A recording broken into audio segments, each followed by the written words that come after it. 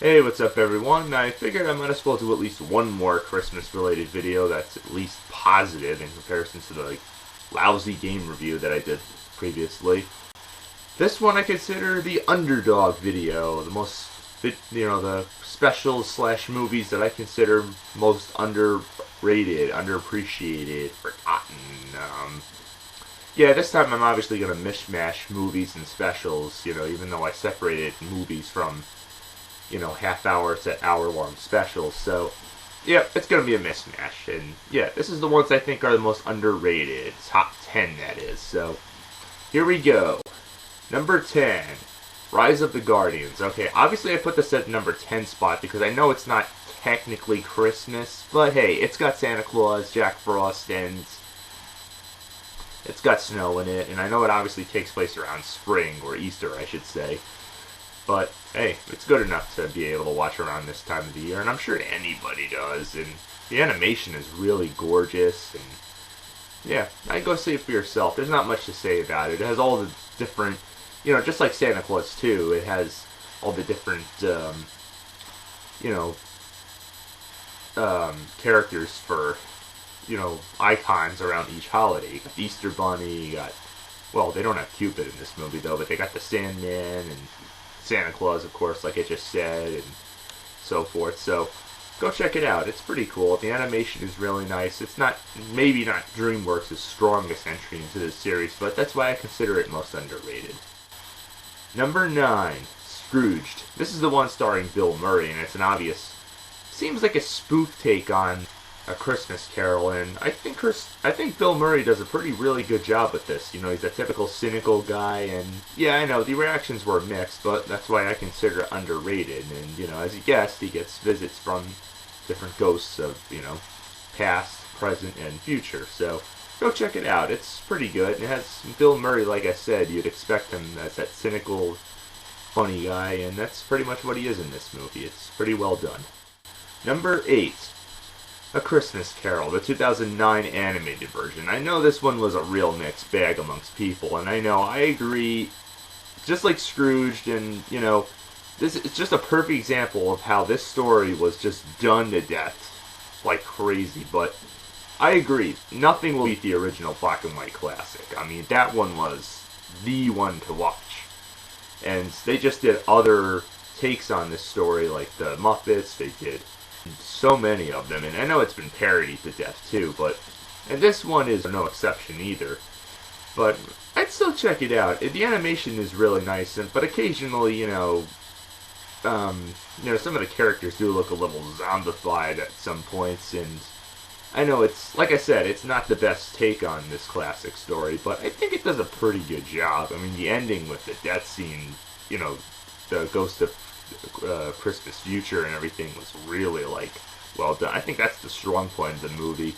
And if you saw it in 3D in the theaters, like I did, it was really good to see. And the animation, it's nice and colorful and everything. And yes, I also find it funny how Jim Carrey does the voice of Scrooge in this movie, as well as the live action version of The Grinch. So it's kind of funny right there. So I go check it out. Like I said, not the best take on the Christmas Carol, but it's still worth checking out at least. Number 7, Home Alone 2. Yeah, I know, that's not as good as the first one. We can all agree with that. But is it terrible? No. It still has the Christmas spirit in it. It still takes place during Christmas, at least. It still has all the returning cast members, and I know it seems a little recycled compared to the first one. He's not home alone this time. I know some of the booby traps are more violent this time around. Yeah, I know, you can't survive getting bricks dropped on your head. You can't survive falling 2 stories and landing onto concrete and all that stuff, and what these burglars went through. But I would think you couldn't be able to survive, or at least not get injured, like they didn't in the first one.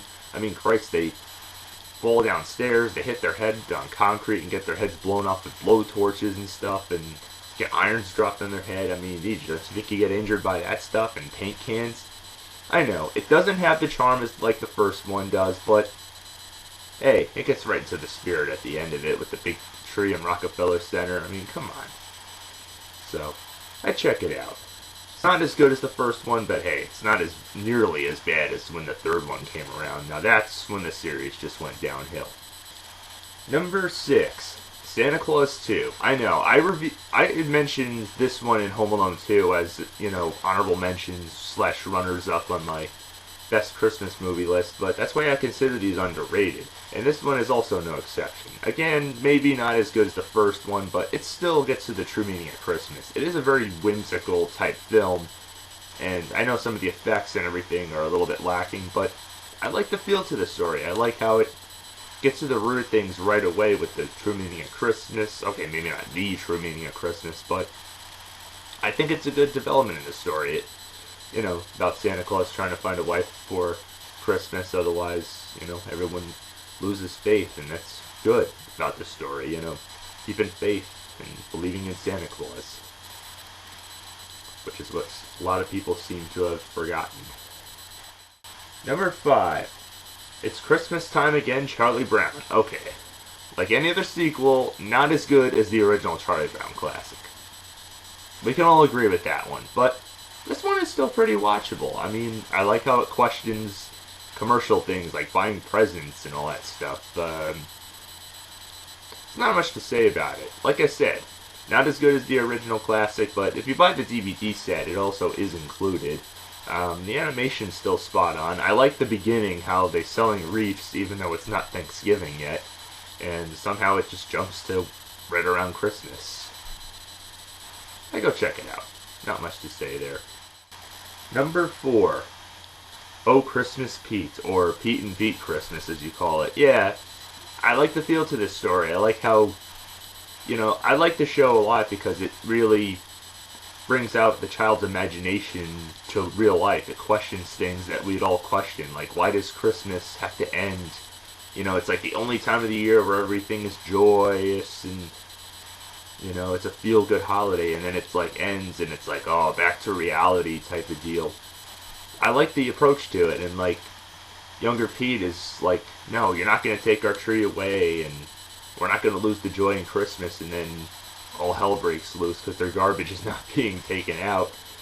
Because the garbage man wants their tree, he hates Christmas, and then at the end, I think it's really where it gets good, because finally he has the good feel of Christmas in him. Garbage Man, that is.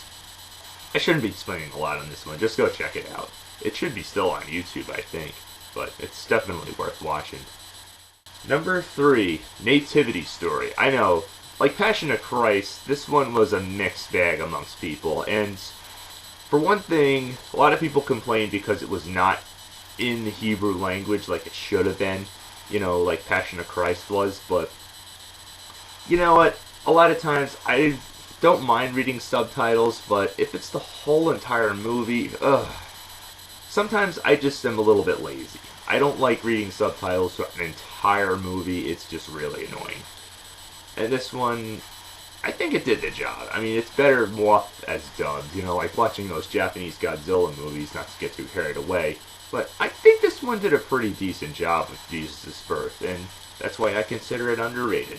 After all, this is an underrated list, right?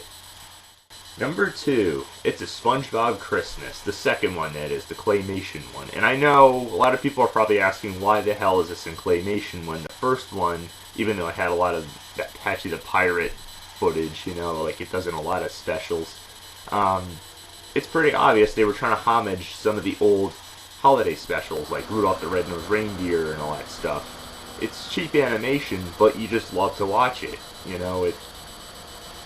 That's like why they put Frankenweenie in black and white. Obvious, they were trying to homage original horror films, not to get too carried away, but it's got a nice touch to it, and that's what I like about it. So, I go check it out. That's why it's, once again, underrated, in my opinion.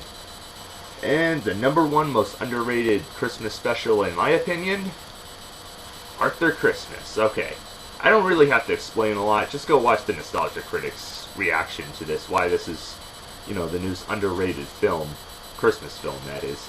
And I agree, it's really good, and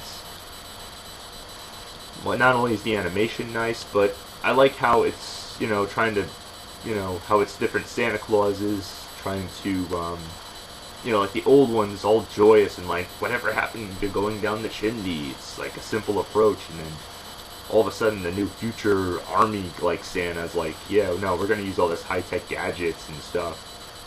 Send all our elves down the trees to deliver presents. Make sure no kid wakes up or anything.